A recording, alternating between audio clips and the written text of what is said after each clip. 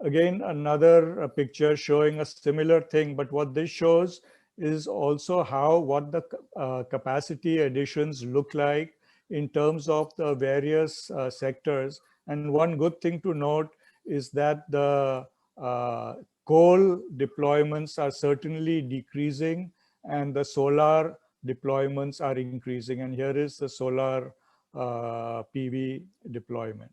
I've got this and many other plots from the International Energy Agency's India Energy Outlook 2021. A very nice document. I'm sure many of you would have seen it. Again, looking at the recent deployments in India from IEA's snapshot of global PV markets, you can see this is what it looks like. Installations in 2019, India comes in at number 3, and the total installed capacity, despite India's pretty late start, we are already at number 5, and we are actually likely to overtake Germany and Japan in the next year or 2 years. Here's another plot showing the recent deployments. Again, this is starting from 2010, where India, by this salmon or pink color, hardly has any presence at all, going up to 19, where it has a good presence. And also just to point out that the total installation worldwide is now nearing 600 gigawatts. We are going to soon reach the terawatt regime, which many people never believed possible only a few years ago. And one last point about recent deployments. You know that some of the largest solar parks in the world are in India. Just for example, the Bhadla power plant in Rajasthan, 2.25 gigawatts, is today the largest of these. And we are going ahead with even some larger plants now. I'll just talk a little bit about the international technology trends, because that will tell us what's happening or what is likely to happen over the next 10 years. And many of these plots I've taken actually from this International Technology Roadmap for Photovoltaics, ITR PV, their 2020 edition.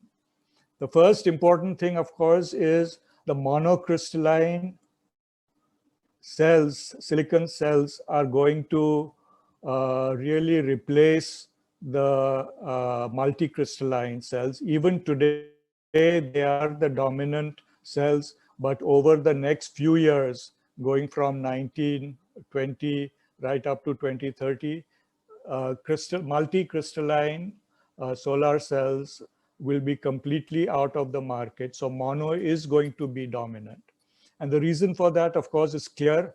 The higher efficiency of mono means that you will have lower LCOEs. The cost differential which existed between mono and multi in previous years is decreasing and will disappear. In fact, you will only be able to buy mono. So really, this is something we should be looking at in India. Multi will be available, I believe, only from tier 2 and tier 3 companies. And really, we should not be going for that at all in India. This picture here shows the reduction of costs, and this is going to actually, the differentials are going to become smaller as we go along. Another important trend which we are seeing already, of course, it's already in play. The traditional aluminum BSF silicon solar cells is really going to more or less disappear over the next few years. It's just going to be PERC. So we really need to focus on PERC. Anyone setting up new plants today must look for PERC. Of course, we do see here, if you look at the top part, some of these, for example, the heterojunctions and perhaps the tandems will start coming up a little bit, but it's going to be a PERC domination for the next 10 years. So this is something we also have to look at. And PERC, the good thing about PERC is it's very good for bifacial. And in fact, as we'll see now, bifacials are going to increase also. and I'm showing that up here, the cost gap between bifacial and conventional modules is decreasing, and therefore it will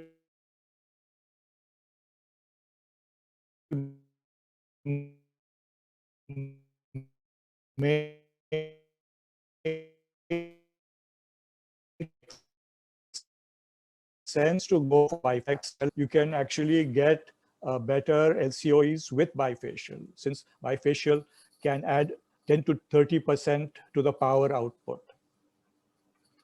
Can you still hear me well? Yes, there was a slight drop, but now it's fine. Okay. So bifacials are going to start coming in, and we may certainly look at that. And that might mean a little bit of preparation of the ground to increase the albedo so that you get better bifacial performance. Another interesting trend which is starting to take place is that besides standard modules, you can see that there are going to be special modules for desert and tropical regions. And this is something we may be interested in looking at. For example, IEC has actually is in the process of issuing the 62892 standard, which is the for extended thermal cycling for high temperatures. So this may be suitable for India. We may want to look at that as we go along. System trends, well, power plants still continuing, but you can see floating PV is coming up in India. Also, we may want to look at floating PV. Rooftop installations by and large are going down. Again, I'm not sure whether this trend is going to happen in India. We may need to use more of our rooftops, but because of space considerations. But of course, rooftop is so much more difficult to do than a large power plant. The other trend obviously is going to be storage. Without storage, with storage is going to increase. This is something we are well aware of in India, and certainly it is an international trend. We should definitely be looking at this. One more interesting thing is that the warranty from the tier 1 manufacturers is likely to increase to 30 years, and even their stock of 35 and more years. So these solar modules, people are hoping, will actually last for 35 years, 30 to 35 years. Obviously, this has the advantage of bringing down the levelized cost of energy. So this is the international trends which I wanted to just highlight. Trends for India and some ground realities also I'd like to point out. Firstly, of course, very good for us, the changes in coal and solar going now between, between 2010 to 2040. You can see actually we will start retiring some of the coal. There is a net negative change in coal capacity, and solar is going to increase. That is, of course, very good for us, cheaper also than coal. So in all ways, it's good. Climate change, from in terms of the time taken to set up a solar plant, all of these things bode well for India.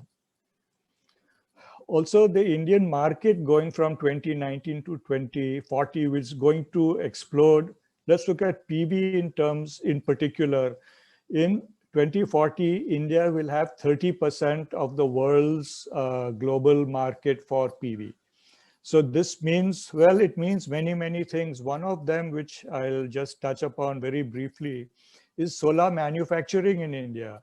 Firstly, this provides not only an imperative for us to do solar manufacturing in India, but really a unique opportunity, since economies of scale will start applying.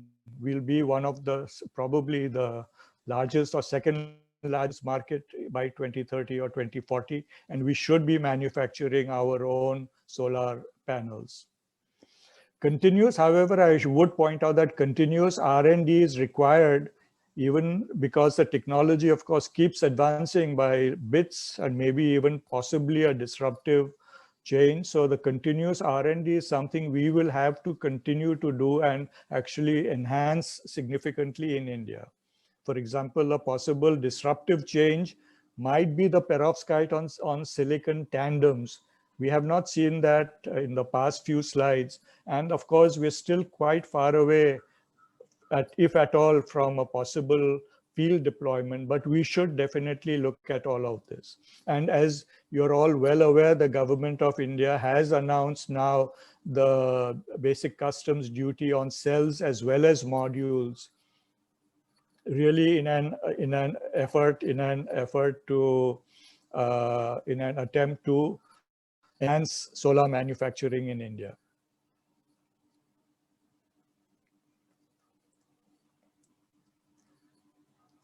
Okay. Yeah, sorry about this. Of course, the hybrid plants are likely to come up, and this is going to be important because we do need to look at hybrids, and particularly for Tamil Nadu, the wind solar hybrids may be a very good way to go forward. And of course, some of you may have read that the Prime Minister has laid recently a foundation stone for a really large hybrid solar wind project in Kutch. The other thing, obviously, we want to look at is grid storage. As we saw earlier, this is going to start happening. And the cost of grid storage will, we expect, reduce significantly. Perhaps something like the solar module cost reduction, which we had. And that will also definitely help to bring storage and therefore make the whole grid a lot more stable and a lot used for much longer times. But however, again, R&D for optimal hybrid storage designs, grid stability, especially for Indian conditions, is something we need to look at. I'll just mention a little bit about long-term reliability in India, because in our opinion, this has been and can be a problem. I already told you solar module life will be 25 plus years, and power degradation in the modules is supposed to be about, say, about 0.5 to 1% per year.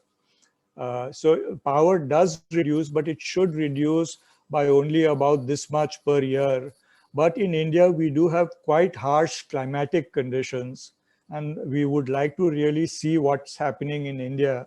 And in fact, NCPRE at IIT Bombay has conducted these all India surveys of PV module degradation. We've been doing it every couple of years, except last year, of course, we couldn't do it. And here are some of the things. I'll just highlight two important issues.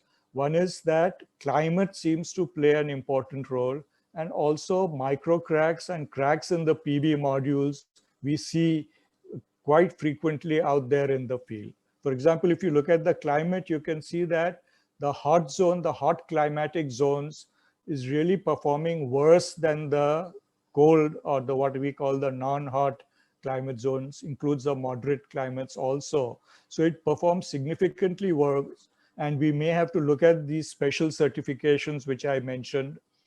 Interestingly, young modules seem to perform worse than old modules. By the way, Ladakh is excellent, really outstanding performance in the solar modules in Ladakh. Cracks, we do see a lot of cracks in the modules, can be easily seen by electroluminescence. And as the number of cracks increases, actually the power output does decrease. These may be caused during transportation or installation, and also possibly, but we don't have direct evidence of that, poor quality of the original cells being used in the modules. So conclusions and recommendations. Well, the conclusions, of course, that of course solar PV is here to stay, and the rapid cost reduction has made PV affordable. Further reductions in cost, by the way, are likely, and cost reduction in storage holds the promise for much wider deployment of solar, wind, and hybrid. Some recommendations: we must invest only in the newer technologies like mono PERC bifacial. Take advantage of the new certification standards which are coming up for, or which will be coming up for, hot climates. Also, check quality of modules during manufacturing, also upon arrival at the site and after installation, because we can quite easily check whether the original panels look okay or not. and this will give us better lives. Finally, to acknowledge, I really would like to acknowledge MNRE for funding and CPRE, where a lot of this work has been done. And of course, my colleagues and students at IIT Bombay. Thank you very much. Thank you, Dr. Vasi. It was insightful to learn about what is happening presently in the market, what are the future trends, and the ground realities that are taking place, on-ground realities. And it's also, so I was also surprised to see that here that the total installed capacity globally will cross the terawatt range. So thank you for the same. And next, we have with us Dr. Lakshmi Santhanam, who is the principal engineer and co-founder at RenCube Private Limited. So she is going to give a presentation on innovative solar glass.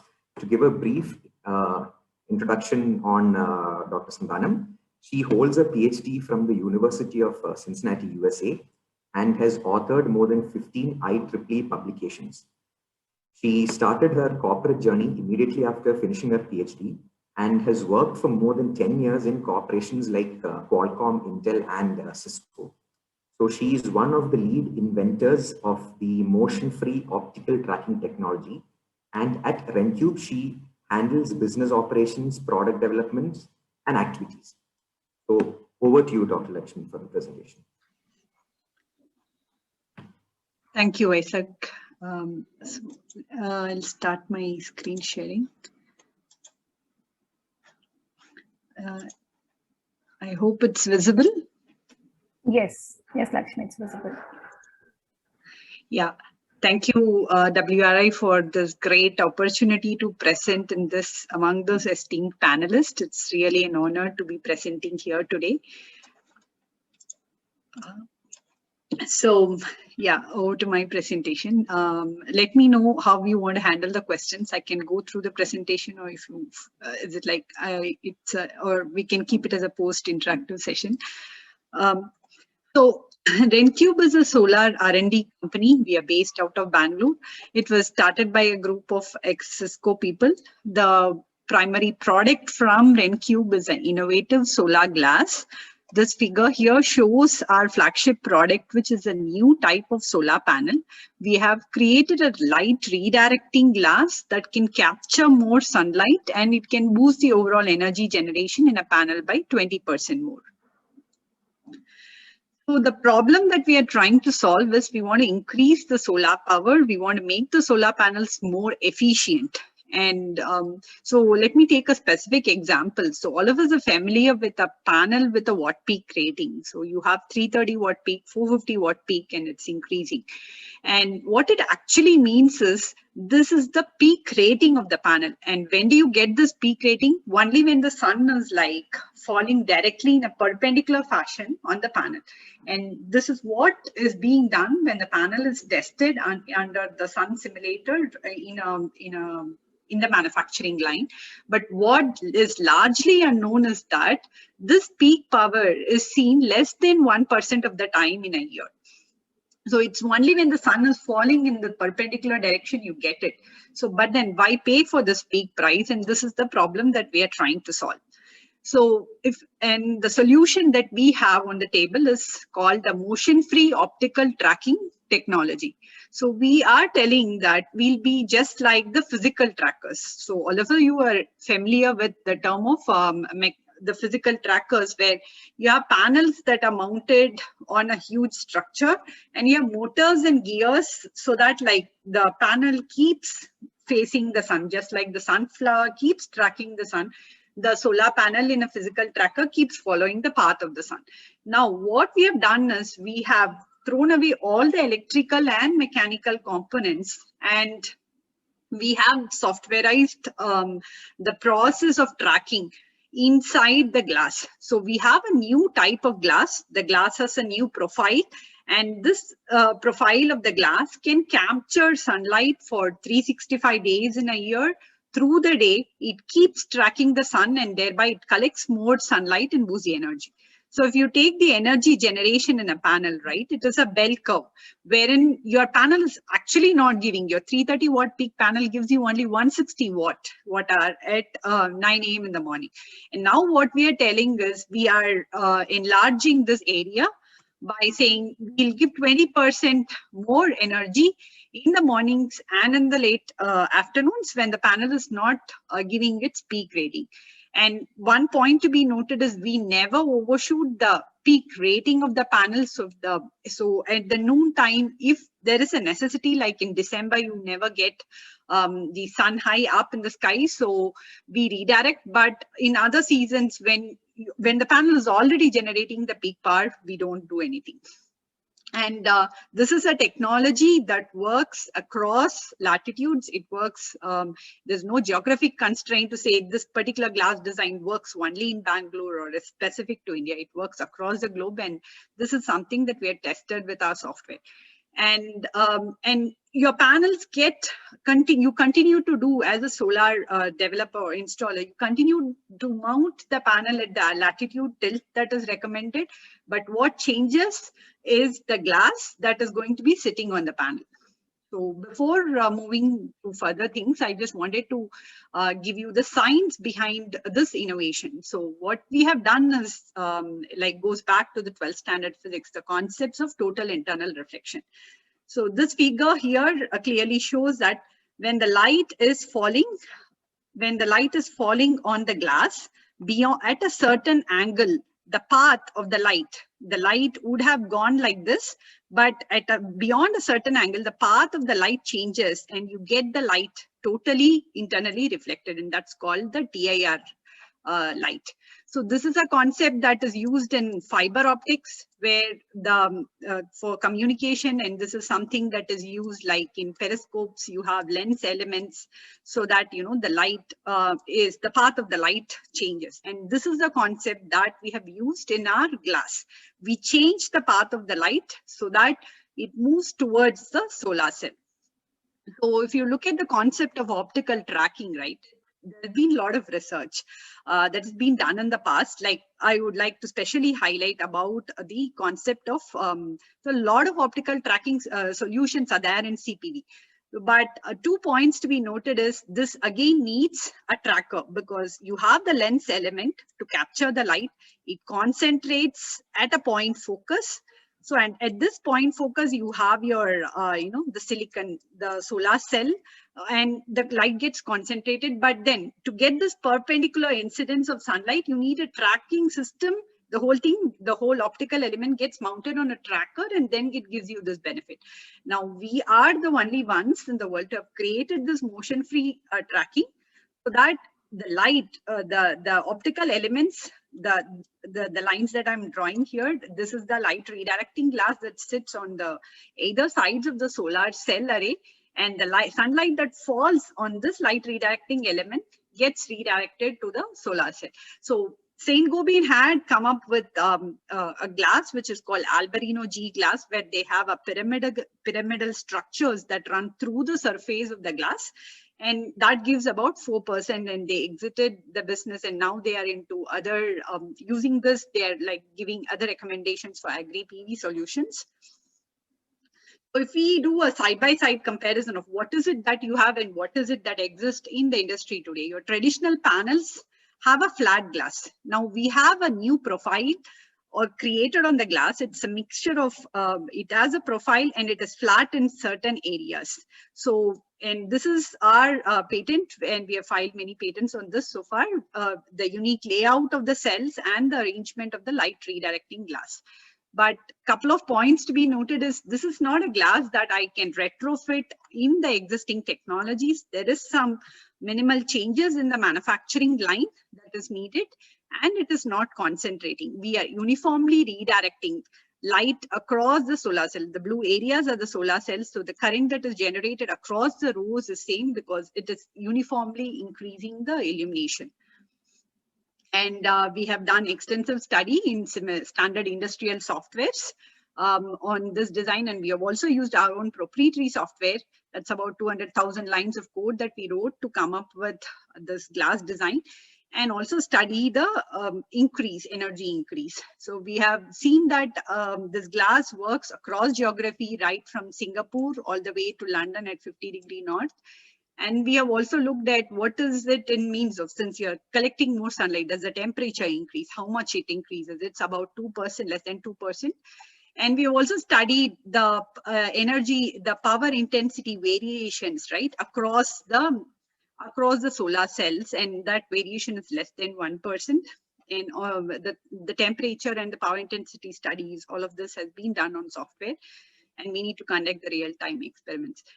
Now, coming to the financials. So now we have a new glass, and so what does it cost in terms of at the panel level cost? So if you look at the panel level, the cost remains the same. It's the same cost that you pay. You could be using any type of solar cell technology, be it multi or mono or PERC, but the cost will be same when compared to your existing panel. But what increases is the project cost. So there is a 5% increase in the project cost. And it is primarily because we are adding this light redirecting elements. The mounting structure increases, the way you package, transport it, that slightly increases. And the end benefit for the customer is like 20% additional revenue year on year for the next 25 years. And when compared to your traditional panels, this will be about 4.4% higher increase in IRR.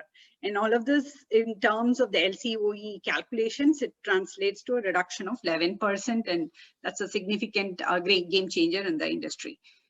So going back to a rooftop installation. So today, if you're spending for 100 kilowatt, 37 lakhs, we do have an additional capex, which I said for the mounting structures and the transport, and we add another 2 lakhs. But because we are generating more power, this can be recovered within the first year. The extra capex can be recovered within the first year. And that's our value proposition for the end customer.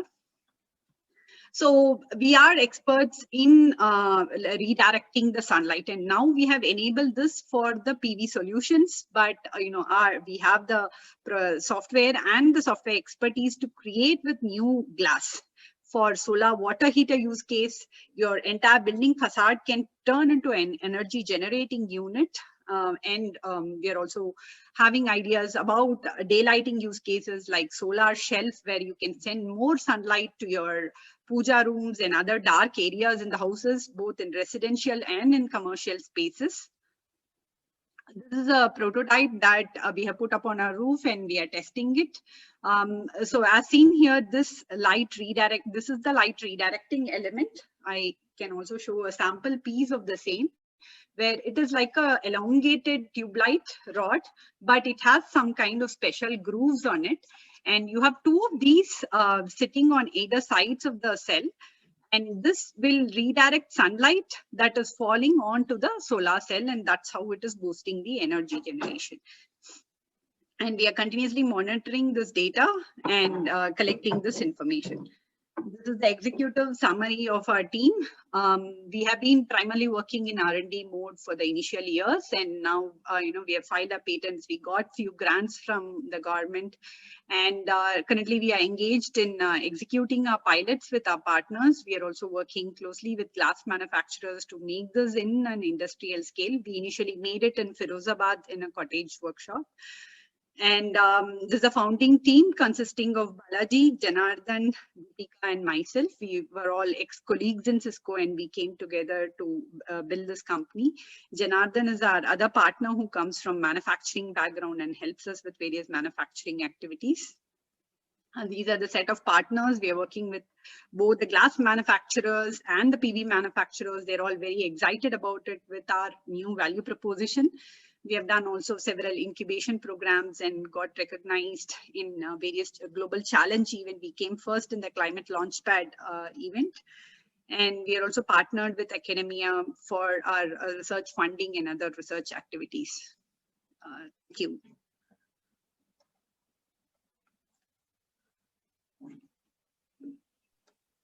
Thanks a lot. Thank you, Dr. Lakshmi. So it was really interesting to learn about how this new solar panel with the motion-free optical tracking technology offers like a wide operational band. So thank you for the same. So Next, we are moving on to the panel discussion, which is for approximately 45 minutes. So I'll go through the list of panelists one by one. So we have already seen Dr. Juzer Vazi, and we have heard his presentation. So I will not be introducing him again. So next on the panel, we have Mr. Subramanian Pulipaka, who is the CEO of the National Solar Energy Federation of India, NSEFI. So Mr. Pulipaka is an alumnus of BITS Pilani and is one of the winners of BRICS Young Scientist Award. So he has represented India in various scientific and technology platforms worldwide. With a research background in the reliability of solar PV modules, he has published around 15 research articles in internationally acclaimed journals. He is also the founding chairman of the India-Africa Youth Energy Forum. Next on the panel, we have Ms. Ritu Lal, who is a senior vice president at Amplus Solar. So to give a brief introduction about her, she has a rich experience of over 20 years across various fields. So she has been with Amplus Solar from its early days and previously headed the business development portfolio. She widely represents Amplus at industry bodies, trade associations, media and government agencies, and also at think tanks on various platforms, both nationally and internationally. She is also a leading member of all the major policy advocacy groups in the RE sector. Next, next on the panel, we have Mr. Sanjay Kumar. He is the head global strategic sourcing at L&T Construction. He is currently responsible for strategic sourcing and SCM for large-scale projects of L&T spread across the globe. He has over 29 years of experience in the energy and infrastructure sector with diverse and cross-functional responsibilities.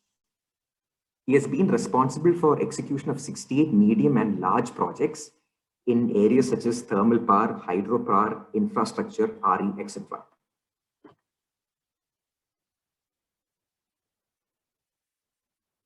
We've already heard Dr. Lakshmi Santhanam speak, and she also gave a presentation, so we'll not be introducing her again. We've already covered that. So finally on the panel, we have Mr. S. Shankaranarayanan, who is currently serving as the General Manager of TERA. So he started his career with the MNC at Bangalore and then joined the erstwhile Tamil Nadu Electricity Board back in 1987. So he served the organization in the capacity as assistant engineer and assistant executive engineer. He was specially assigned to work as the executive assistant to top-ranking members of the board. He was also given an opportunity to serve as the General Secretary of the prestigious TNEB Engineers Association during 2011 to 2013. He also served the prestigious organization in its public relations officer and gained experience in office and administration works. And this panel discussion will be moderated by Ms. Sandhya Sundararaghvan, who is the lead at WRI India. To give a quick intro on Sandhya, he works on developing progressive policies, technical solutions, and strategies for the sustainable clean energy transformation. She has also worked with CPI, Center for Study of Science, CSTIP, and TERI. So in these roles, she has led several power sector programs focusing on RE grid integration, power sector planning, electricity market reforms, and modeling efforts. She holds a MS from the University of Massachusetts Amherst, USA, and a mechanical engineering degree from Pune. So over to Sandhya for the panel discussion. Thank you so much, Vaishak. I would like to invite all the panelists and thank you so much, Dr. Juzer and Dr. Lakshmi, for giving us that context, especially in terms of R&D and new technologies. I mean, clearly we do see that there is a need to invest in innovative technologies and also create that mature supporting ecosystem, which will include also the development of robust supply networks and the need for exploring different financial models and to also understand what could be the incentives for promoting R&D in this space. So the idea of today's panel discussion is we would like to gather insights as to how we can embrace these new opportunities, how we can leverage these new technologies, and also to see how we can tackle some of the hurdles while adopting these new technologies, and which would ultimately help us in going towards the clean energy pathway at both state level as well as at the national level. So to begin with, I would like to request Dr. Juzer to share his views about the competitiveness in R&D sector, especially of India. And in your opinion, sir, what are the main strengths and weaknesses that we could work upon? And also in terms of programs and policies, are there enough programs and policies for promoting R&D in the solar space so that we can keep the sector competitive, especially in the current global setting? So over to you, Dr. Juzer. Yes, thank you, Sanjay. This is certainly, I mean, I was going to say it's a difficult question, but it's not really, because there is a lot of R&D happening all over the world. And for us to be competitive, I think it is certainly possible because we have a very good background, really going back several decades in physics, chemistry, in fact, in solar energy itself, going back to the 1970s. So we do have the necessary background. Obviously, what is needed is more funding coming in, more research institutions and research centers focusing on solar.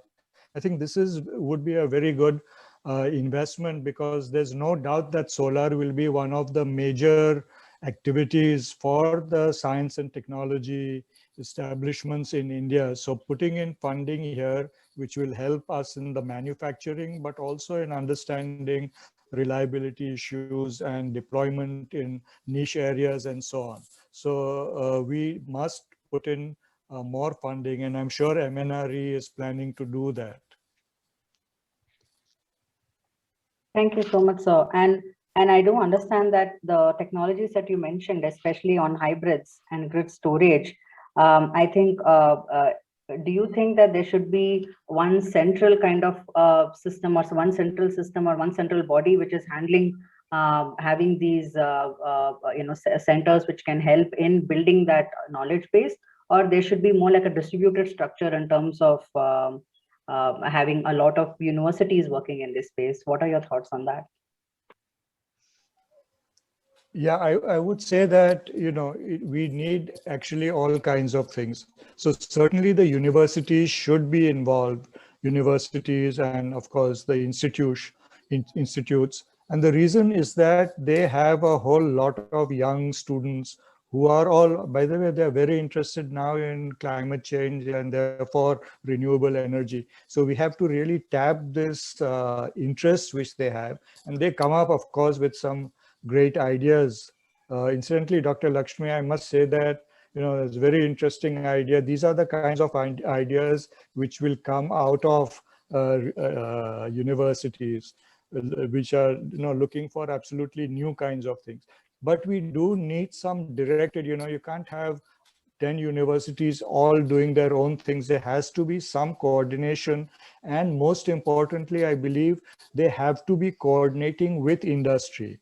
And the reason for that, obviously, is that, all of this great research must eventually go out finally into the field, into the market. And contacts or connections with industry from the very start is important. Not at the end after you developed or you think you've developed a technology, but from the very start. And my request to MNRE is to put together such teams which include research institutions, universities, industry, together to work on specific issues. I think that's extremely important, sir. And we also have faced that when we were doing our engineering degrees. I think application-oriented projects where we are able to associate ourselves with industries always is it's interesting, and it also keeps the students at par, and they are up to date. So I think that's an excellent suggestion, and that's something we will also share with MNRE.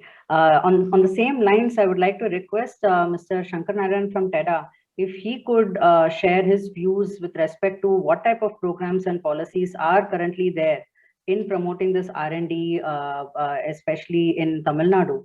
And if he could share his views, that would be very helpful. Sir? Yeah, good evening, all of you. Actually, to be frank with you, we have been comparing in China for all these solar sector. always. As Professor was telling, we need to pump in more fund for the R&D and for the research activities. If I'm not wrong, I was told that the number of patents what India is having in solar manufacturing or in the solar sector, especially in the solar sector, is far, far below than the Chinese or any of the advanced countries, or we can say. But the Indian market is the world's one of the toppest, the highest demand in the market. Whereas we are completely dependent on others for meeting our demand.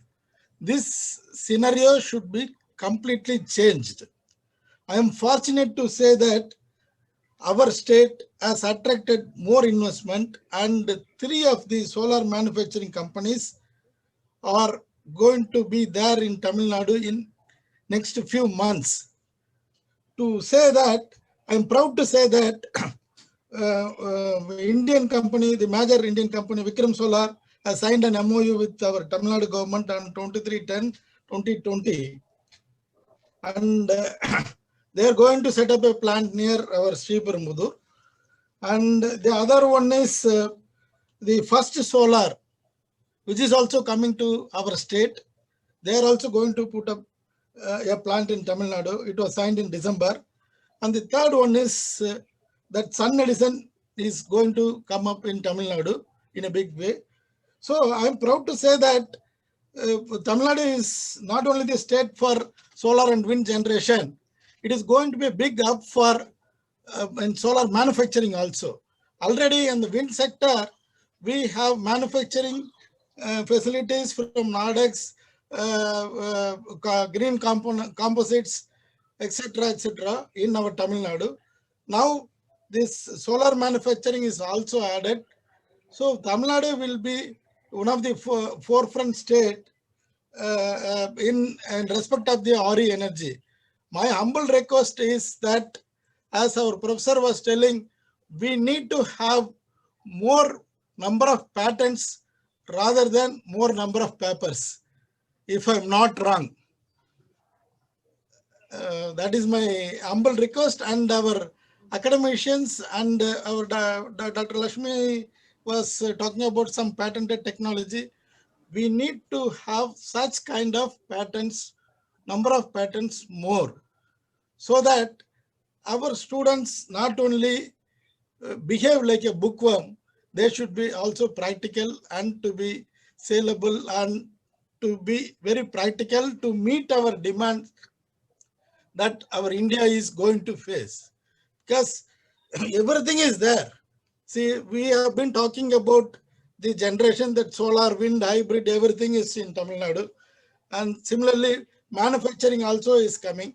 But where is the skill to meet out this kind of demand that is on the generation side as well as on the manufacturing side? So our humble request is to start some sort of skilling this thing to meet our young, young educated engineering crowd to be a job oriented or skilled in this RE sector. So that is my humble request. I appeal to this WRI webinar August forum to consider this and to do something on this. Thank you so much, sir, for you actually brought a very pertinent issue which we would be coming to a bit later, which we are planning to focus a bit later, which is more in terms of the capacity building and skilling exercise. Before we get onto that, sir, we actually have Mr. Sanjay Kumar from L&T and Ms. Ritu Lal from Amplus Solar. So we would really love to understand what are the new technologies that L&T and Amplus are investing in, and if there are any specific pilots and demonstration projects that are happening in India. And we also would like to understand in terms of the perception of the adopters. So those who are adopting these technologies, is there a willingness? Have you faced any hurdles in experimenting these new technologies? I think we would really love to hear your thoughts, sir. So maybe Mr. Sanjay Kumar and then followed by Ms. Ritulal. Yeah, thank you, Sandhya. So L&T primarily, see, we are in the EPC segment, but although being in EPC segment, we are having a R&D team, in-house R&D team, who is actually focused on getting the LCOE, better LCOE, that means the cost optimization and the performance enhancement. And the second part is the life of any project, right? So we have our own R&D team, complete R&D team, and the process starts with idea or the problem statement, then start working on it, and then do a proof of concept of those ideas or the solutions, and then do the piloting, and then get into commercialization of those ideas. So coming to solar segment or the renewable space, we have already having our own test beds where we conduct the tests, and then we also partner with few customers to use it at kilowatt scale in their premises. So we have already done piloting of bifacial on fixed tilt, bifacial with fixed tilt with ground enhancement, what Dr. Wazi was talking about, and then we have done bifacial with fixed tilt with reflectors, that is mirrors, and then we have done with edge set, and we have also done piloting of edge set reflectors, and then we have done piloting of floating, and then we have done even the commercial scale of 4 megawatt, which is the largest so far in India. And we do along with the studies on turbulence, anchoring, mooring, how the temperature is going to behave or the humidity is going to behave. All the studies are done by our R&D team. And then we also have done R&D on cleaning robots or drone-based cleaning. We have done a pilot of both of these. And coming to the digital technologies, also we have used in construction of large-scale projects where we are using smart PNMs, the progress monitoring using drone, and then automated augering machines. All these are again using the latest technology.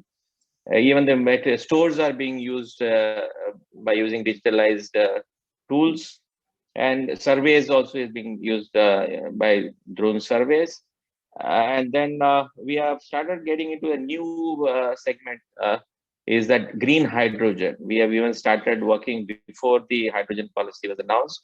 And probably in another 3 months, we'll be piloting a small scale green hydrogen project in our premises in Kanchipuram.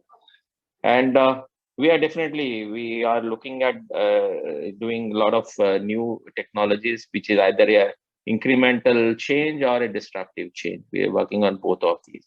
Coming to the adopters, Sandhya, you were asking about adopters. So we have seen that there are initial reluctance with the adopters, specifically private and government clients. But once we convince them, yes, this is what is the future going to be. And we have seen even the PSU giants like NTPC and NLC have come forward. And they are also proposing, yes, they are interested in doing all the pilots in bifacial reflectors as well as on the green hydrogen. Even they have started doing that. Such initiatives, even they have started taking. So I think slowly the consumers or the end users also started moving towards understanding that this is what is future, and this is where the investment has to be done in terms of both time, effort, and money. Thank you so much. Thank you so much, Mr. Sanjay. I think that gave, I think it's a wide spectrum of activities and initiatives that you're involved in terms of technologies. Just a quick question in terms of the surveys, were the drones able to capture the cracks and the other issues that are faced in PVs? I think Dr. Juzer's presentation also spoke about those concerns. So do you actually have those technologies which monitor the issues that are faced by solar PV? And going forward, is there any way to optimize that effort, especially in improving the O&M part of it? Yeah, so drone surveys we are actually doing for the initial civil activities. That is one part. Second is the thermal imaging, right? Definitely cracks cannot be visualized by thermal imaging. Thermal imaging requires EL test to be done. So thermal imaging at least will give you some hotspots and some variations which are likely to happen are happening on the modules. That can be a preliminary thing, because EL test is a bit time consuming, and it requires to be done in a controlled environment. It can also be done at sites, but it requires a controlled environment. But drone surveys, it will be faster, and it can do, and it will be far economical. So to understand the cracks can be done at the second stage. First, drone survey will be better to understand how the modules are behaving in terms of the heat mapping. Thank you so much. Thank you so much for giving that detailed explanation, sir. I would like to request Ms. Ritu Lal for sharing her experience, especially in terms of the technologies that Amplus is working on, and her perspective on the willingness in terms of experimenting these new technologies, and how the advantage of improved efficiency and reliability can be leveraged. So, Madam, if you could please share your thoughts. Thank you very much, and thank you for having me on the panel. Let me apologize. There is some drilling going on nearby intermittently. It is what it is. It just started, and there's nothing I can really do about it. So I hope it doesn't disturb too much, and you can hear me, right? Yes, we can clearly hear you. Lovely. We are an IPP, a renewable company. Working primarily in solar. We work primarily in the rooftop segment. So far we worked almost exclusively with the commercial, industrial, and institutional segment. We do open access plants also, so we have experience of utility solar, but the bulk of our installations are on-site and rooftop installations, right? Now, the one big difference, right, is that the on-site premises, the rooftop space, is limited. There is no way I can enhance that space, right? So when I'm setting up a large-scale utility farm, I decide how much to acquire, and then I, go about constructing the plant. Here, the size is already defined for me. So within that optimization of plant, how can I maximize generation becomes extremely important. So you will actually find that all the new technologies that Dr. Vasi talked about, you will actually find, obviously because we don't have the same volumes as the utility players, you'll find adoption in the top end progressive companies like ours very, very high. We are always, because it's very important, for us to maximize generation. We also work, we sell energy. So we are not an EPC company as such that makes a plant and sells a plant. We typically own these assets, and we sign long-term power purchase agreements with our clients. So we get paid on what we generate. Now, the more we generate, the more our revenues. Obviously, there is an optimization between costs of newer technology that give you higher generation. So that value equation is always very, very important to us. But all of the new technologies that have been talked about, those which are already commercially available, we use all of them, right? And for us, our sites really become our research centers. Because let's face it, India is an extremely price-sensitive market. You have very, very few organizations who will be willing to pay additional for even safety. People cut corners all the time. And that becomes a bit of a difficult situation to explain the value of something as basic as safety. So, the one thing that I also have to tell our clients is, please don't just look at us.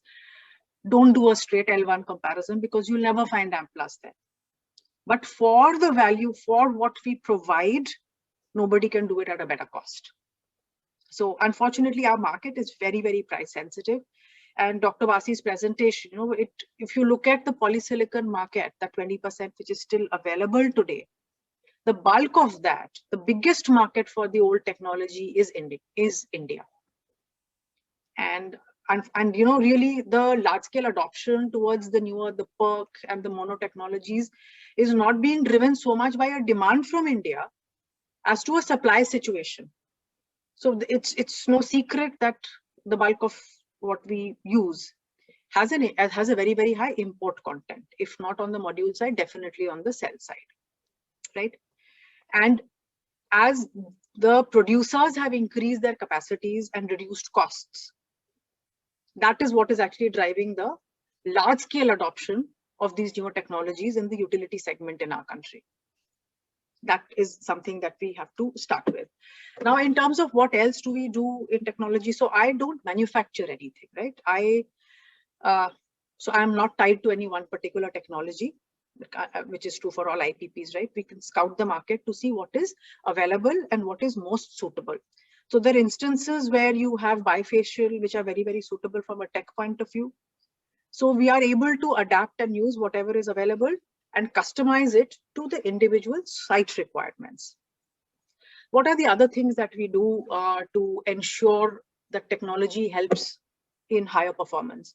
The very first thing is a technological approval, a quality check of everything that we use, including modules. So it does not matter if the module is coming from the world's largest manufacturer, who is on the Bloomberg Tier 1, ranked #1. It does not matter. Whatever we buy, and we use parties like UL, SGS, all very, very TUV, these kind of entities to do a check before we start to use any equipment. Because once you've set it up, it's very, very difficult to undo something, and the costs of redoing it are very high.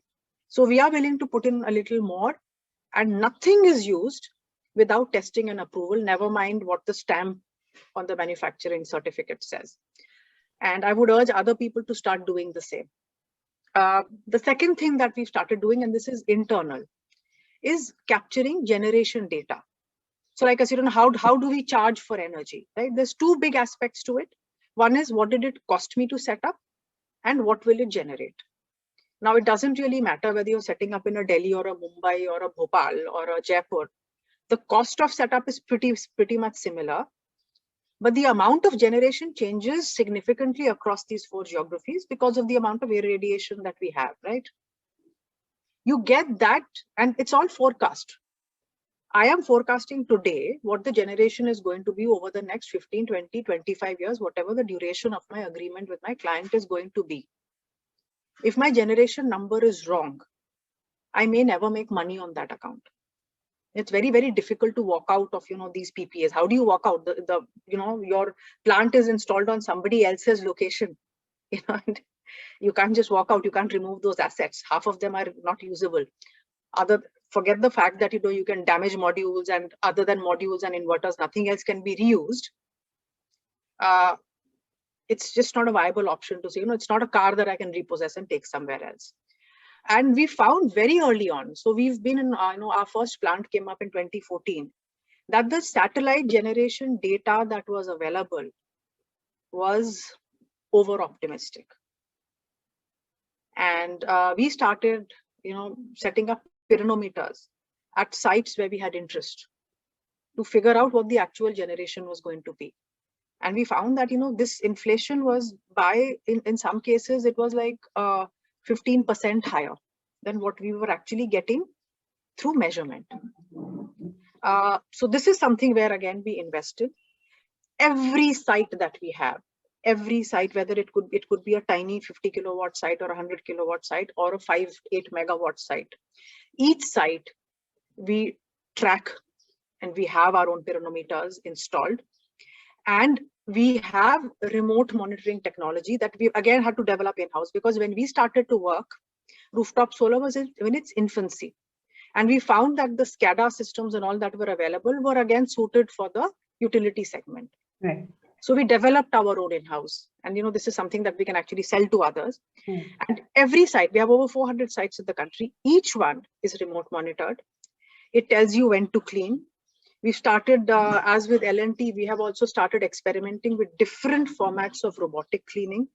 We are experimenting with technologies that reduce the amount of water in cleaning. Because one of the whole things about solar generation is the amount of water it saves compared to thermal generation. But yes, you do have to use water in the cleaning process. Unfortunately, the grime content is so high that simple robotic cleaning alone does not suffice. Right. So in terms of improved cleaning is one area that we are investing in. And we also look on the lookout for organizations like Dr. Santhanam, and what she's talking about is really of more interest directly to producers of modules, right? But to people who are working on O&M solutions, cleaning solutions, We are always actively looking out for partnerships with such organizations to, improve performance, reduce costs, to, reduce the ecological footprint of what we have set up. Sure. So, and the last point that I would like to talk about is very important, because unless you have these innovations and R&D that we're talking about, unless you have a flourishing market within the country that can take these technologies and turn them into commercially viable output, we will continue to lag behind. And the competition is very strong. If you look at it globally, there is an oversupply of capacity, which is really one of the biggest reasons why prices are falling, is because of this factor. So we keep talking about. Sorry to interrupt you. Wind up with this. Yeah. Right? No, actually, with that, I just want to ask one more question in terms of the incentives. Right. So, because you are kind of coming to that point, so we would like to understand if you could just end by sharing your thoughts on what kind of incentives you feel are required for these new technologies to come up, and what type of financial models or something that you would suggest. And so the once you kind of share, three things. One, we have a very insular way of looking at it, and which is wrong. When you do any kind of modeling, these are the new technologies that I need. This is the new kind of R&D that I will invest in, and we're just looking at it okay, this is what I need. There is it's not something that you're innovating, right? This solar technology is not new. Solar PV is not new. There is a massive global market for it. You have to also, and you don't have the internal supply chain for it, right? The glass internal supply chain is not there. Most of the components have a massive import content. You don't have backend integration. So you also have to see, in a competitive world, what your existing competition will reply with. You can't just look at it, I will do this and then I will succeed. You have to look at it as to what kind of backlash you're going to face from an existing competitor who has a lot of investment already made and a lot at stake to lose. So that is one thing which I would want to say over here. The second is, I personally am not very sure, given how far behind we are in terms of technology, if India can have solar manufacturing, and I'm talking module manufacturing, that can rival, say, China's today. They have over 100 gigawatts of capacity for manufacturing. You have about 9 today, and that's only on the module side. You take it back to cells, and it's less than 3 or 4. The amount of time it will take you to catch up, I don't know what kind of a global marketplace you'll have. You can put in, and okay, then in terms of duties, you've got a tariff of 1.99 and 2 rupees. You put in a duty of 40%. So again, it's a balance between your domestic production versus the cost of electricity. We are a country with very high per unit cost of electricity. Our per capita cost of electricity is comparable with first world countries. The whole thing pushes a huge burden on the overall competitiveness of industry, especially those industries which are energy intensive. So it's a very difficult balancing act. I would much rather, if I were the government, I would look at who in India has high quality R&D, who can produce top-notch technology. Let me pick those guys who are in existence, protect them, and then find other and newer avenues. Hydrogen is a newer avenue where the marketplace is not already so crowded. Right. Rather than try and find a foothold in a already very, very crowded, oversupply glut kind of a scenario. Right. Sorry, Ms. Lal, I have to also that's about it. Thank you so much. No, thank you so much. I mean, I think very, very important issues and pertinent points that you have raised. And that also ties in with, the level of capacity building efforts that needs to happen. And I think that was also pointed out by Mr. Shankar Narayan and also Mr. Vasi regarding working groups, where we can have working groups from representatives, with representatives from academia, from industries, developers, manufacturers, so that it's more like a holistic solution. So I would like to request Mr. Subramaniam to please share his views on what kind of capacity building requirements that are necessary to incentivize manufacturing and deployment of solar PV in India. That's first question. And second is, in terms of the solar energy initiatives, how is it faring against the global benchmarks? We have heard viewpoints from others. So would also like you to share your viewpoints on some of the challenges as well. Over to you, sir. Thank you very much, Ms. Sanjay. The advantage of speaking at last is you get an overview of what everyone told, and you can add or sort of be conservative about what you're talking about. To answer your question in a broader perspective, resoundingly, whatever we have heard from the panelists today is the need for having a dedicated working group that works with the industry and academia. Coming from academia background, working with the industry on policy advocacy, we have very much identified this vacuum.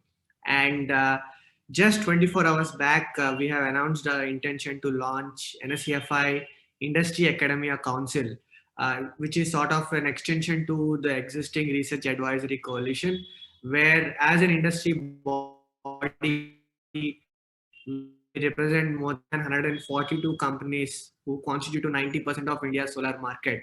So we wanted these stakeholders to come in the same room or sit at the same table with the researchers, academicians, and R&D institutions to deliberate and sort of chalk the way forward for R&D in India. Exactly 2 years back to the date, I have written an article called Manufacturing the Manufacturing Policy, where we highlighted that 38,000 patents that came out of China on solar PV in 2019 compared to 324 in India. That's 100 times less. So there is a huge gap that needs to be addressed. Now, directly answering to your question, how capacity building can happen, how manufacturing can come up. It should not come as a surprise that back in 2011, we were one of the largest exporters of solar modules across the world, and now we are importers of it. And Mr. Shankar Narayan mentioned 3 companies were setting up manufacturing in Tamil Nadu, and we are very fortunate to have all 3 of them were the founding members of the Federation 10 years back. So the very essence of I would say the gap of skill development, not only in manufacturing, but it exists throughout the entire spectrum of solar energy industry today in India. And I think there needs to be a dedicated effort from the ministry. There is a dedicated body called Skill Council for Green Jobs. So we are trying to work with them to come out with modules that will sensitize the stakeholders. The 2 important aspects as a subtext of your question are the skill development and training. And these 2 aspects are also very important because now we are part of the review that the ministry is taking on their existing skill development processes, like Surya Mitra, Varun Mitra, and other technical training imparting programs. And we are suggesting a cohesive industry involved program that will have more students, young engineers, young entrepreneurs be part of it, get sensitized about what is happening, and then acquire necessary skills that can be used in the on the ground when it comes to the industry. Specific to Tamil Nadu here, every day I get a problem on my desk regarding Tamil Nadu. As we speak, we are fighting 7 cases related to solar in Tamil Nadu. 3 in Tamil Nadu Electricity Regulatory Commission, 1 in Tamil Nadu High Court, 2 in APTEL, and 1 in Supreme Court. All these 7 cases pertain or root back to the single problem of how to manage the renewable energy generation in the state.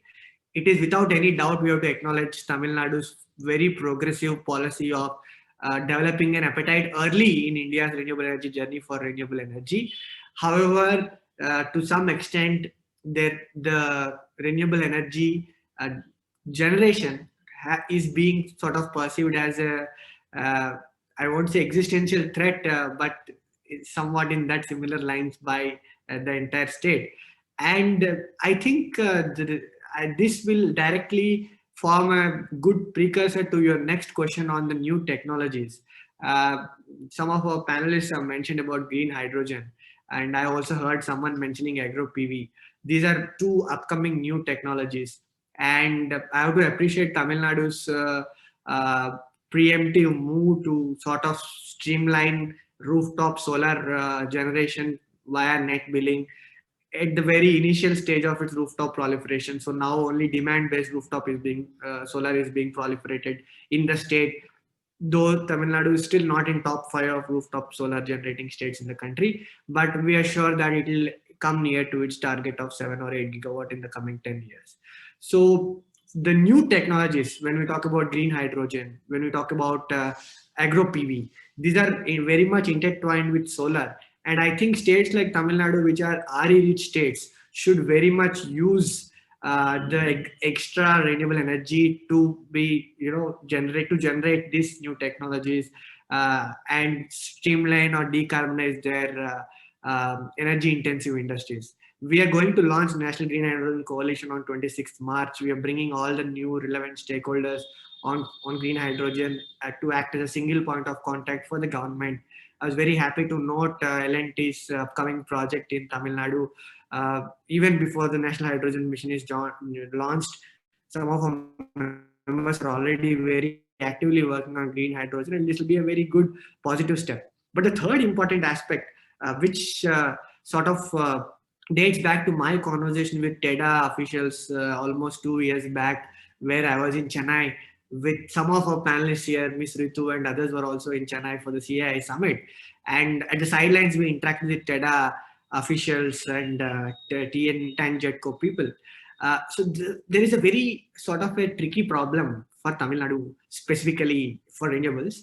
And I personally see solar addressing it without without much effort or hesitation. You see the dedicated transmission infrastructure that has been installed for wind in Tamil Nadu will only be functional during the wind season. And that is fully or not at all utilized during the non-wind season. And you have invested thousands of crores, if not hundreds of thousands of crores in developing infrastructure way before. Today, if you talk about wind in India, Tamil Nadu is the headquarter. We have all associations. Solar Federation, we are sitting in Delhi because of the way policy is working and all. But you name any wind association, IWTMA, IWP, all of these associations are headquartered in Chennai, in Tamil Nadu, in Coimbatore.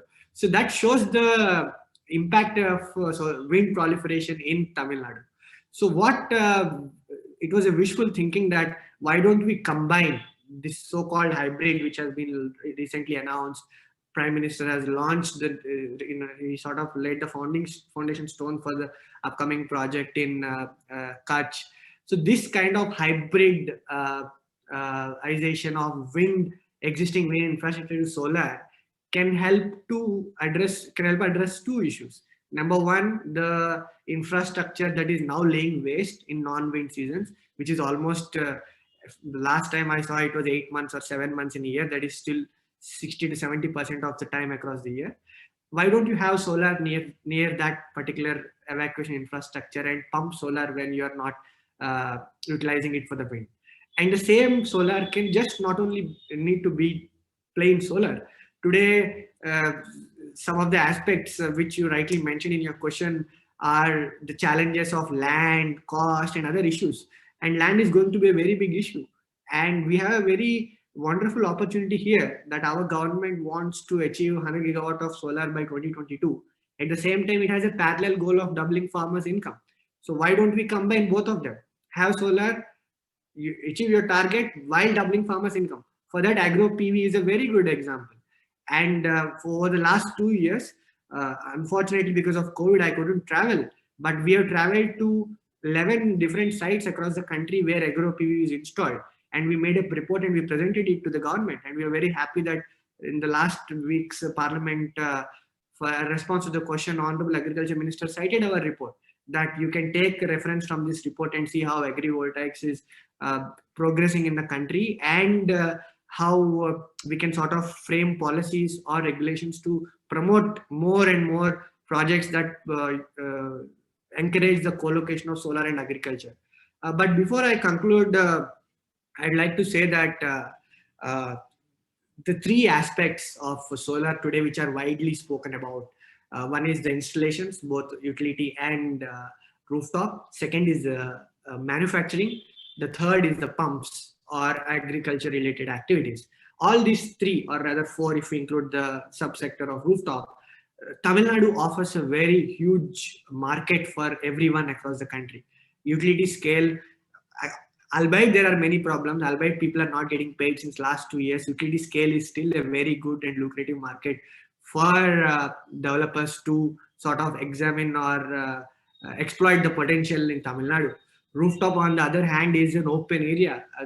Tamil Nadu, credit where it is due. They have a very good and stable rooftop net metering policy or net billing policy, whatever they want to call it. And that is a very good opportunity for businesses to come and invest in the rooftop.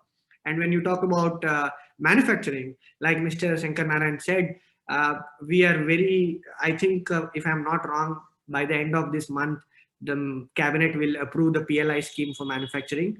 And by the next month, that is the beginning of next financial year, we will also have a sort of a concept document approved on the manufacturing clusters. And these manufacturing clusters have been divided based on the states with coastal area, with landlocked and mountains. And I have seen a lot of discussion happening centered with Tamil Nadu. And Tamil Nadu definitely offers a very good landscape or ecosystem for manufacturing to excel. They have come up with a new industrial policy a couple of weeks back, which is also very welcome step, I must say. As a federation, we are now launching our solar manufacturing facilitation program, and we compile all the incentives for electronics or solar manufacturing in all the states. And I was very happy to see the incentives that Tamil Nadu is offering. So the manufacturing part is also very vibrant when it comes to Tamil Nadu. The last part, solar pumps and agriculture related solar. With Indo-German Energy Forum, we are trying to work out a couple of projects as pilots in Tamil Nadu. Basically, they are very rich agrarian state for commercial crops, not normal staple crops. And commercial crops, on a closer introspection, have a very good value proposition for co-locating solar and agriculture.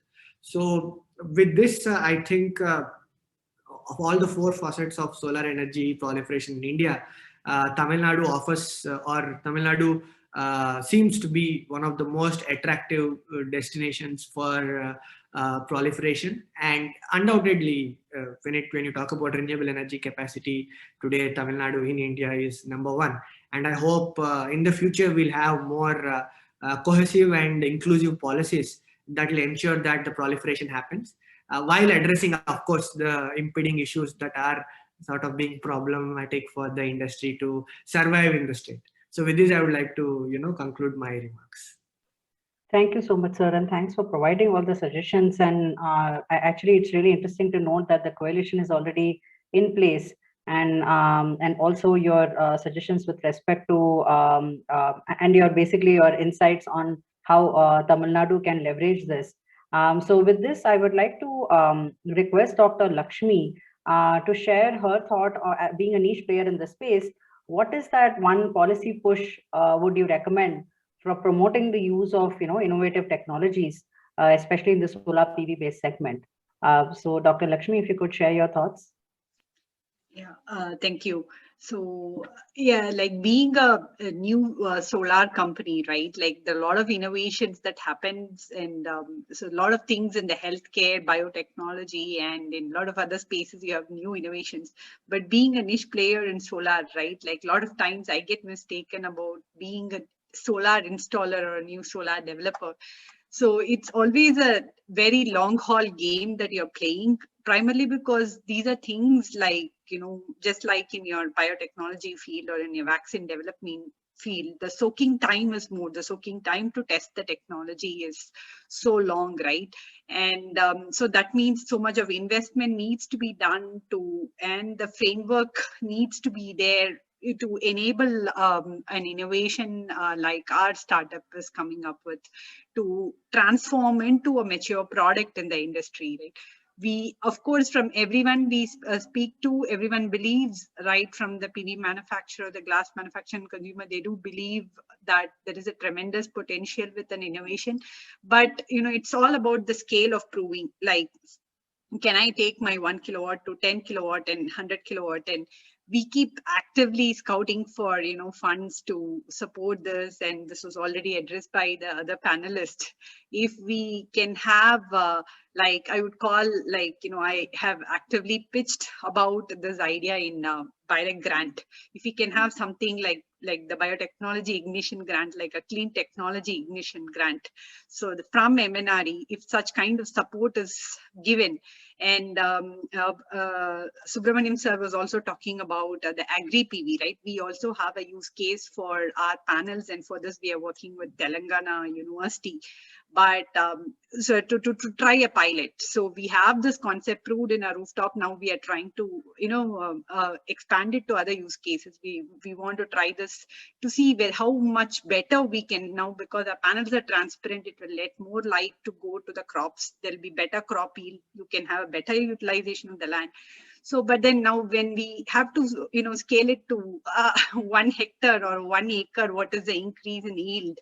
Of course, investment cost comes in, and it is a huge, hurdle, especially for a small startup like us to, get this technology to a more mature level. And I really look forward to MNRE and NSCFI to, especially encourage this kind of clean tech innovations, so that, they need not die out young and can mature. Because if we go to, if I'm saying I'm from clean tech and I go and pitch this idea to any kind of investment forum, and just because the time is longer, longer testing time is there, and a lot of certifications and other things have higher cost, upfront cost. So it takes a longer time to bring it to market. And if some intervention and framework the government can do from MNRE. So initially when I started, I was very excited about the Sirius program that was there, that was between the Indian academia and the US university. NREL was involved, but then later I came to know that it has kind of died down after the 5-year tenure. So if we can have more such, formal, councils under, where it's not just academia and the government, and also like young startup like ours, if we can also be involved in such framework, that will be really great. Thank you. Sure. Thank you so much, Dr. Lakshmi. I think that's an important point and key takeaway. I would like to just quickly request Mr. Sanjay and Ms. Ritu to also share what is that one policy push, not more than 1 to 2 ideas that you feel that we can recommend for promoting use of these innovative technologies in the solar space. So we would like to restrict to solar PV space as of now. So just 1 to 2 points, if you takeaways, if you'd like us to, yeah. Yeah, so from our side, or from me, it is this way. There is a good scheme and policy by the government called Startup India.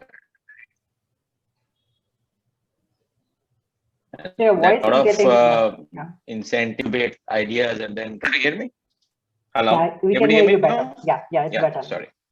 So there's a good policy by government in the name of Startup India, where a lot of schemes and policies have been made as a framework, and where a lot of ideas can be incubated as well as it can be commercialized. So they have given some lot of time limits. I have just gone through those schemes.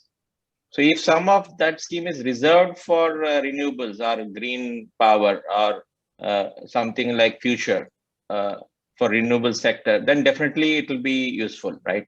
Something like 20% or 25% is carved specifically for the purpose of renewables. I think it should make sense, and that will give a lot of impetus or a lot of drive in this particular sector. That's a really good scheme. If anybody can go through it, I think it will definitely be good. Thank you. Thank you so much. It's actually not for startups. Actually, it's for starting up any idea you want to convert into commercialization. That is a good thing. Okay, that's an excellent suggestion. Thank you so much, Mr. Sanjay and Ms. Ritu.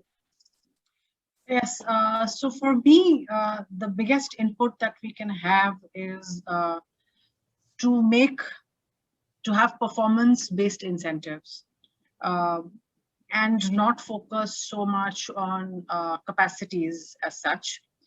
And probably linked with that would be to create some kind of a forum where innovators like Dr. Santanam's company have access to the marketplace, and actually, and I don't just mean access to the Indian market space. If the product that her organization has devised can be used globally, it's success for an Indian startup or an Indian manufacturer. And we would love to hear. I'm sure there are several other entrepreneurs who are doing, who are creating solutions as brilliant as what was just presented to us today. But I think the government can play a very big role here in making these solutions available on a platform or creating a dialogue with industry. And again, I would not just restrict it to the Indian ecosystem or the Indian manufacturing that we're talking about. Even Mr. Narayanan, when he was talking, 3 of the names he took, 2 of those names are international entities, right? So it is actually a global market right now, and we need to spread that definition. So I'm hoping that the product that you've made, Dr. Santhanam, would make itself available into a lot of leading modules that are, available today to us as well. Never mind the country of origin. Thank you so much, Ms. Ritu. And I think it's not just the local or national presence, but the global presence is equally important. And giving that space, I think, helps startups and the people who are working in the niche market to have that go beyond their horizon. I would like to request Dr. Juzer to share his views on what could be that one policy push for promoting new technologies. I think some of the ideas given by the others, special funds for really promoting, but also then funding new ideas. This is definitely one thing MNI can set up. We know that, for example, in the US, DOE's initiatives in this space has resulted in some very interesting technologies coming up. So that would be a good idea to put forward. And of course, coming now from an R&D institution perspective, let's actually have better relations between some of the smaller companies, especially smaller companies which are hungry for new ideas, and the universities and institutions. Thank you so much, sir. Thank you so much. I think that's really important to build that relation. And I would like to now request Mr. Shankar Narayanan to give the special address and also share his views on what is his opinion about the trend of solar PV, what he thinks in terms of what could be the role of policymakers and that policy push that he would also recommend. So due to paucity of time, sir, I would like to request you for the special address. And before that, I would like to thank all the panelists for sharing their views. It was quite insightful. I'm sure all the participants gained a lot of insight in this sector. So, Mr. Shankar Narayanan would kindly request you to provide the special address, please. Thank you. Good evening again. If today everybody talks about Tamil Nadu means because of the seed sown by the TEDA during the 1980s to 90s, where the TEDA was able to put up some demonstration plants of windmills, which is about 40 kilowatt, or 250 kilowatt, something like that. Now it has gone to about 2 megawatt or something like that. So in that way, TEDA is supposed to be a pioneer to all other state nodal agencies.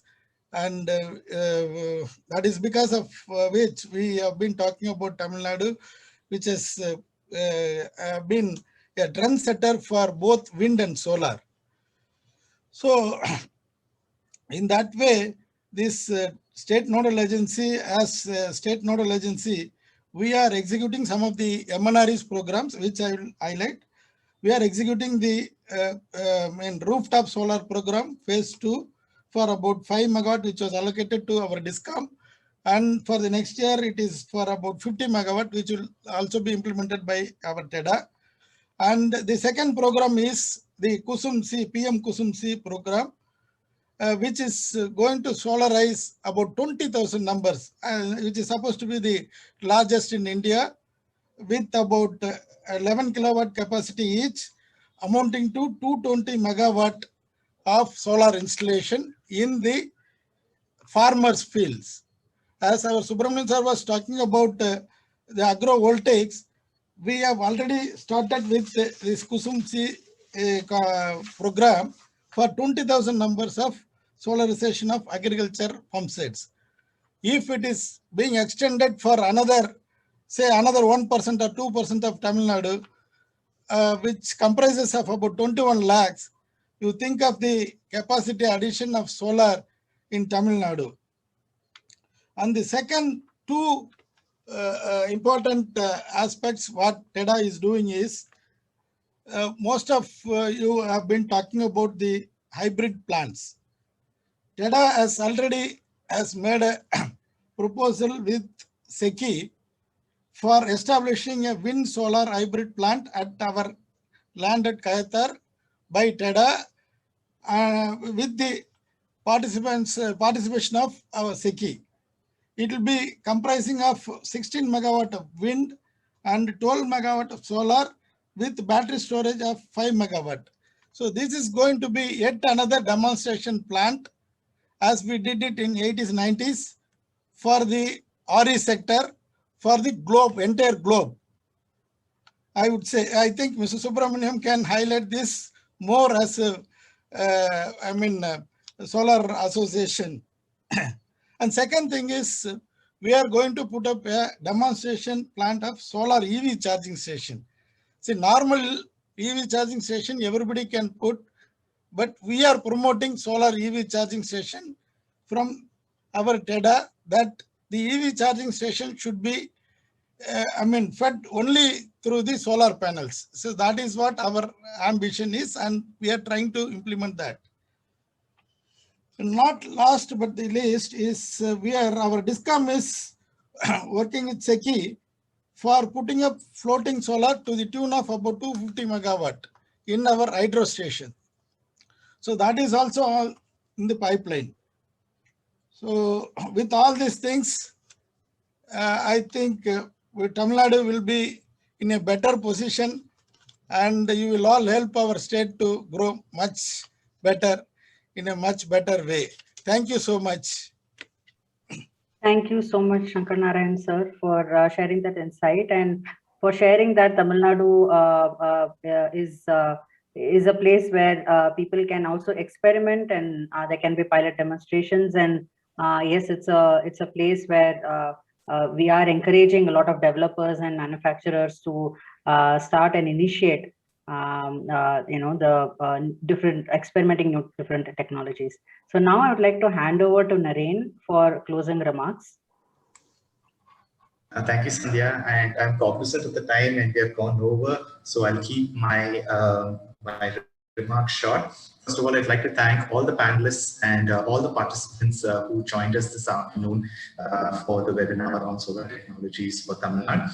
I must say, I think Dr. Basi has set context right from the beginning in terms of the need to invest more in manufacturing and R&D specifically, and I think a lot of those components were covered in the webinar today. We have giants like L&T, and we have smaller manufacturers coming up like the one that Dr. Santhanam is leading as well.